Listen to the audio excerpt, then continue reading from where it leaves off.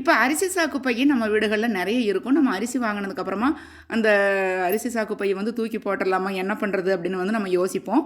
அந்த மாதிரி தூக்கி போடாமல் நிறைய யூஸ்ஃபுல் டிப்ஸு நம்ம கிச்சனுக்கு யூஸ் ஆகிற மாதிரி, நம்மளுக்கு வீட்டுக்கு யூஸ் ஆகிற மாதிரி எல்லாமே இப்போ நம்ம வந்து இந்த வீடியோவில் பார்க்க போகிறோம். ஃபஸ்ட்டு வந்துட்டு நீங்கள் அரிசி சாக்கு பை வந்து ஒரு சைடு உள்ளது மட்டும் இந்த மாதிரி கட் பண்ணி எடுத்துக்கிட்டு, நம்ம காய்கறி, வெங்காயம், கீரை இதெல்லாம் கட் பண்ணுறப்ப அது போட்டுட்டு அதுக்கு மேலே வச்சு நீங்கள் கட் பண்ணீங்க அப்படின்னா அந்த குப்பைகளெல்லாம் அந்த அரிசி சாக்கு பையிலேயே இருக்கும். அப்போ வந்து நம்ம க்ளீன் பண்ணுறது ஈஸி. அதை அப்படியே எடுத்து போட்டு திரும்பவும் வாஷ் பண்ணிவிட்டு நம்ம ரெண்டாவது யூஸ் பண்ணிக்கலாம். இப்போ நம்ம வெயிலில் காய வைக்கக்கூடிய பொருட்கள் எல்லாமே இந்த மாதிரி கோதுமை, வரமிளகா, அரிசி இதெல்லாம் வந்து காய வைக்கிறதுக்கு இந்த அரிசி சாக்கு வந்து உங்களுக்கு ரொம்பவுமே யூஸ்ஃபுல்லாக இருக்கும். வந்துட்டு இந்த மாதிரி அரிசி சாக்கு வந்து கட் பண்ணி இப்படி ஒட்டிக்கோங்க. பேக் சைடில் வந்து உங்களுக்கு இந்த மாதிரி டபுள் சைடு செல்லோ டேப் ஒட்டிட்டீங்க அப்படின்னா ஈஸியாக வந்து நின்றுக்கும். அதே மாதிரி 4 சைடும் நம்ம வந்து டபுள் சைடு செல்லோ டேப் போட்டு ஒட்டிக்கலாம். நம்ம கிரைண்டரில் மாவு அரைக்கிறப்ப, அதுக்கப்புறமா வந்துட்டு இந்த மாதிரி கேஸ் அடுப்பு கட்ட நம்ம வீட்டில் டைல்ஸ் இல்லாமல் வெறும் செவராக இருந்தது அப்படின்னா கூட இந்த மாதிரி நீங்கள் ஒட்டி விட்டுட்டீங்க அப்படின்னா ஏதாவது தெரிச்சா கூட இந்த இடத்துல மட்டும்தான் தெரிக்கும். சாக்கு பையை இந்த மாதிரி ரவுண்ட் ஷேப்பில் கட் பண்ணி வச்சுக்கோங்க. நம்ம எவ்வளோ பீசஸ் வேணுமோ அந்த மாதிரி கட் பண்ணி வச்சுக்கிட்டு, இப்போ நம்ம இந்த மாதிரி காய்கறி ஸ்டாண்ட் இருக்கும், ஹோல்ஸ் எல்லாம் இருக்கிற ஸ்டாண்டில் வந்து உங்களுக்கு வெங்காயம் எல்லாம் போடுறப்ப கீழே விழுந்துடும். அதனால் இதை வந்து நம்ம யூஸ் பண்ணிக்கலாம். இப்போ வேஸ்ட் ஆகாமல் இது வந்து நம்ம யூஸ்ஃபுல்லாக மாற்றிக்கலாம்.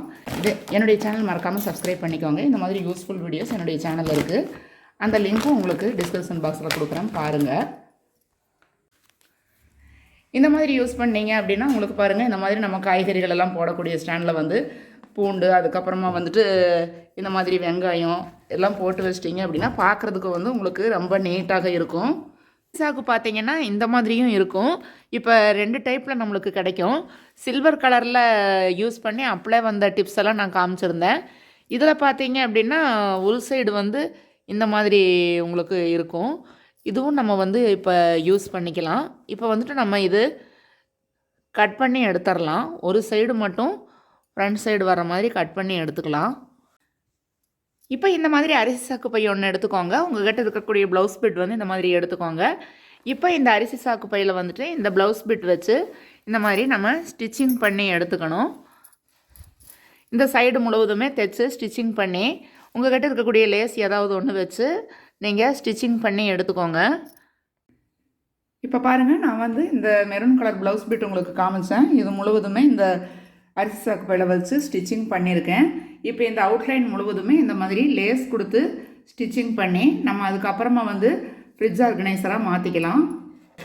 உங்களுக்கு டெய்லரிங் தெரியும் அப்படின்னா இந்த வேலை வந்து ரொம்ப ஈஸியாகிரும். இது நம்ம அரிசி சாக்கு பையும் இந்த ப்ளவுஸ் பிட் இருந்தால் போதும், ஈஸியாக நம்ம வந்து இந்த ஆர்கனைசர் வந்து ரெடி பண்ணிக்கலாம். இப்போ பாருங்கள், நான் வந்து இந்த ப்ளவுஸ் பிட் வந்து உங்களுக்கு இதில் ஸ்டிச்சிங் பண்ணுறதுக்கு சொல்லியிருந்தேன். இப்போ அரிசி சாக்கு பையே அடியில் இருக்குது பாருங்கள், நல்லா வந்து உங்களுக்கு கெட்டியாக இருக்கும். இந்த மாதிரி நம்ம ஸ்டிச்சிங் பண்ணுறப்ப மேலே வந்து ப்ளவுஸ் பிட் கொடுத்துட்டு சைடில் வந்து இந்த மாதிரி லேஸ் வச்சு நான் வந்து ஸ்டிச்சிங் பண்ணியிருக்கேன் பாருங்கள். இப்போ ஃப்ரிட்ஜ் ஆர்கனைசராக இது நம்ம வந்து யூஸ் பண்ணிக்கலாம்.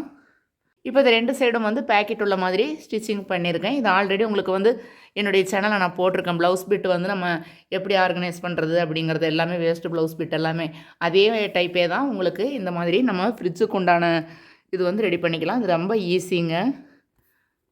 இப்போ எங்கள் வீட்டில் ஃப்ரிட்ஜுக்கு வந்து நான் இப்போ ரெடி பண்ண இந்த ஆர்கனைசர் வந்து போட்டிருக்கேன் பாருங்கள். இந்த மாதிரி பேக்கெட் வந்து சைடில் வர்ற மாதிரி 2 சைடும் பேக்கெட் இல்லாமல் ஒரு சைடு மட்டும் பேக்கெட் உள்ள மாதிரி நான் வந்து வச்சுருக்கேன்.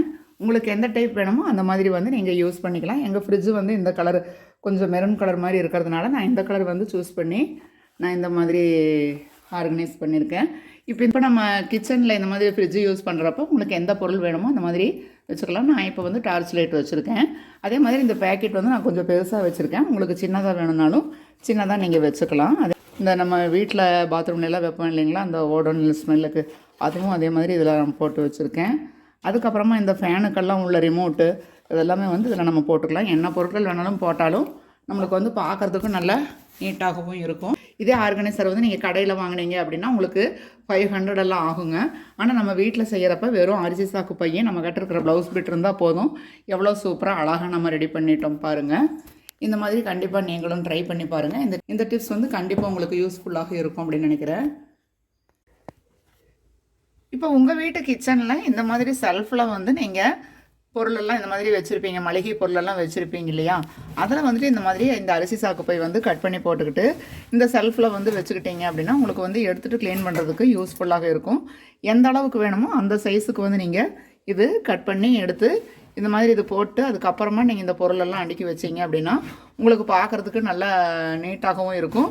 எடுத்து க்ளீன் பண்ணுறப்ப ரொம்ப ஈஸியாக இருக்கும். இதெல்லாம் இந்த இடத்துல துடைக்கிறப்ப கஷ்டம் இல்லாமல் ஈஸியாக நீங்கள் க்ளீன் பண்ண முடியும். இந்த டிப்ஸும் வந்து உங்களுக்கு ரொம்ப யூஸ்ஃபுல்லாக இருக்கும்னு நினைக்கிறேன். இப்போ இந்த அரிசி சாக்கு பை வந்து கொஞ்சம் லென்த்தாக இருக்குது. நம்ம வந்து இந்த அளவுக்கு வந்து 3/4 வாசிக்கு இருக்கிற அளவுக்கு போதும் நம்மளுக்கு. இந்த அளவு வந்து விட்டுருங்க. இந்த இடம் வந்து அப்படியே ஃபுல்லாகவே கட் பண்ணி எடுத்துக்கோங்க. அந்த லாஸ்ட்டு வரைக்கும் கட் பண்ணி எடுத்துக்கலாம். நம்ம இது வரைக்கும் அப்படியே ஃபுல்லாக கட் பண்ணி எடுத்துக்கோங்க. இப்போ வந்து இந்த மேல் பகுதி வந்து மடித்து தைச்சிக்கலாம். இங்கே வந்து கொஞ்சம் கட் பண்ணி விட்டுக்கலாம். இந்த 2 சைடும் உங்களுக்கு வந்து ஜாயிண்டில் இருக்குது. அதனால் வந்து கொஞ்சம் இந்த அளவுக்கு வந்து கட் பண்ணி விட்டுக்கோங்க. ஒரே அளவுக்கு இந்த இடம் வந்து இங்கேருந்து இது வரைக்கும் கட் பண்ணணும். அதே மாதிரி இங்கேயும் இதிலேருந்து இது வரைக்கும் கட் பண்ணி விட்டுறணும். அதுக்கப்புறமா மேல் பகுதி வந்து நம்ம வந்து மடித்து தைச்சிக்கலாம். இப்போ நம்ம இந்த மாதிரி சென்டரில் வந்து சின்னதாக ஸ்கொயர் ஒன்று கட் பண்ணி எடுத்துக்கணும்.